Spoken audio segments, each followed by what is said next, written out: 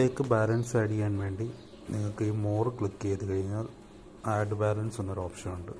Add balance click ചെയ്യുക. Add ബാലൻസിൽ click ചെയ്ത് കഴിഞ്ഞാൽ ഇവിടെ നിങ്ങൾക്ക് ഒരു 4 മെത്തേഡ് ഇപ്പം നിലവിൽ കാണിക്കുന്നുണ്ട്. ഈ പേടിഎം, ജിപേ, ഫാം പേ, എനി ആപ്പ്. ഇതിലാണ് എങ്കിൽ നിങ്ങൾക്ക് ഏത് ആപ്പിൽ വേണമെങ്കിലും പേയ്മെൻറ്റ് ചെയ്യാനുള്ള ഓപ്ഷനുണ്ട്. പിന്നെ രണ്ടാമത്തതാണെങ്കിൽ ഫോൺ പേ മാത്രം യൂസ് ചെയ്യാനുള്ള ഒരു മെത്തേഡുണ്ട്. പിന്നെ ക്രിപ്റ്റോ, ജാസ് ക്യാഷ്. അപ്പം എല്ലാവരും സാധാരണക്കാർ കൂടെ എല്ലാവരും ജിപേ ആണ് യൂസ് ചെയ്യുന്നത്. അപ്പോൾ ആദ്യത്തെ ഇവിടെ ക്ലിക്ക് ചെയ്തതിന് ശേഷം താഴേക്ക് വരിക.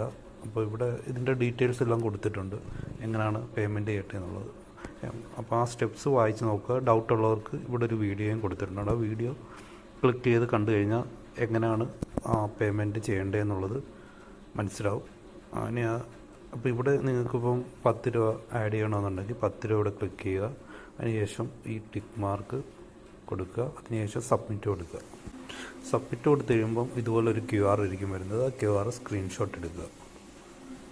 സ്ക്രീൻഷോട്ട് എടുത്തിട്ട് ഗൂഗിൾ പേയിൽ പോയി കഴിഞ്ഞാൽ ആ QR അപ്ലോഡ് ചെയ്ത് കൊടുക്കുക. അപ്ലോഡ് ചെയ്ത് കൊടുത്ത് ആ പേയ്മെൻറ്റ് കംപ്ലീറ്റ് ചെയ്യുക. ആ പേയ്മെൻറ്റ് കംപ്ലീറ്റ് ആയതിന് ശേഷം നിങ്ങൾ ഇതിലേക്ക് വരികയാണെന്നുണ്ടെങ്കിൽ ഒരു 10 സെക്കൻഡ് വെയിറ്റ് ചെയ്യുക. അപ്പോൾ ട്രാൻസാക്ഷൻ കംപ്ലീറ്റഡ് എന്ന് കാണിക്കും. എന്നിട്ട് ഓട്ടോമാറ്റിക്കലി തിരിച്ചു വരും. എന്നിട്ട് നിങ്ങൾ മോർ ക്ലിക്ക് ചെയ്തിട്ട് പ്ലേസ് ന്യൂ ഓർഡർ ക്ലിക്ക് ചെയ്ത് നോക്കിക്കഴിഞ്ഞാൽ ആ എമൗണ്ട് ഇവിടെ യുവർ അവൈലബിൾ ബാലൻസിൽ ആഡ് ആയിട്ടുണ്ടാവും. പിന്നെ ഇപ്പോൾ കയറിയിട്ടുണ്ടോ എന്നറിയാൻ വേണ്ടി ഈ വാളറ്റ് ഹിസ്റ്ററി ചെക്ക് ചെയ്താൽ മതി. അപ്പോൾ വാളറ്റ് ഹിസ്റ്ററിയിൽ മുൻപ് ഉണ്ടായിരുന്നത് 104 രൂപയായിരുന്നു. ഇപ്പം 10 രൂപയും കൂടെ ആഡ് ചെയ്തിട്ടുണ്ട്. പേയ്മെൻറ്റ് ചെയ്യാനുള്ള രണ്ടാമത്തെ ഓപ്ഷൻ എന്ന് പറയുന്നത് യൂസ് ഫോൺ പേ ഉള്ളി എന്നൊരു മെത്തേഡാണ്.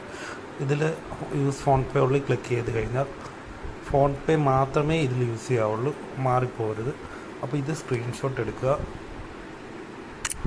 സ്ക്രീൻഷോട്ട് എടുത്തതിന് ഫോൺ പേയിൽ വന്നതിന് ശേഷം QR ഇതിലേക്ക് അപ്ലോഡ് ചെയ്ത് കൊടുക്കുക.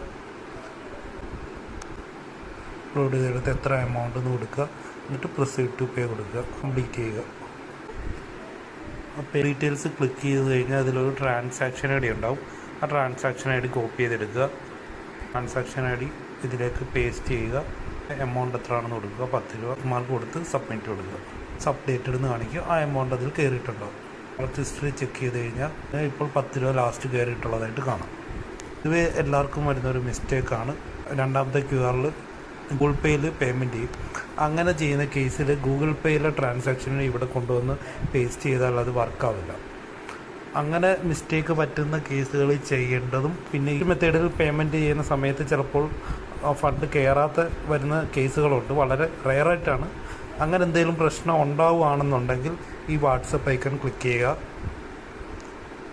വാട്സപ്പ് ഐക്കൺ ക്ലിക്ക് ചെയ്തതിന് ശേഷം ഇതിലേക്ക് ഒരു ഹായ് മെസ്സേജ് അയയ്ക്കുക. ഹായ് മെസ്സേജ് അയക്കുമ്പോൾ ഇതുപോലൊരു ബോട്ടിൻ്റെ ഒരു റിപ്ലൈ വരും. 6 ഓപ്ഷനുണ്ട്. അതിൽ നമ്മുടെ പ്രശ്നം എന്ന് പറഞ്ഞാൽ പേയ്മെൻറ്റ് ആഡ് പ്രോബ്ലമാണ്. ഈ 4 ക്ലിക്ക് ചെയ്തതിന് ശേഷം എന്നിട്ട് നമ്മുടെ യൂസർ നെയിം അയച്ചു കൊടുക്കുക. അറ്റ് വെച്ചിട്ട് യൂസർ നെയിം എന്താണെന്നുള്ളത് ഹോം കിടക്കുന്നതായിരിക്കും. അറ്റ് എന്ന് പറഞ്ഞ് കിടക്കുന്ന ടൈപ്പ് ചെയ്ത് കൊടുക്കുക. ശരത്ത് 1 2 3. എന്നിട്ട് നിങ്ങളുടെ പേയ്മെൻറ്റ് ചെയ്തേക്കുന്നതിൻ്റെ സ്ക്രീൻഷോട്ട് അയച്ചു കൊടുക്കുക. അപ്പോൾ അതൊരു 1-2 മണിക്കൂറിനുള്ളിൽ അവർ ഓൺലൈനിൽ വരുമ്പോൾ നമുക്കൊരു ട്രാൻസാക്ഷൻ ഐ ഡി അയച്ചു തരും. ആ ട്രാൻസാക്ഷൻ എമൗണ്ടും കൊടുത്ത് ടെക്ക് മാർക്ക് കൊടുത്ത് സബ്മിറ്റ് കൊടുക്കുമ്പോൾ അത് കംപ്ലീറ്റ് ആവും.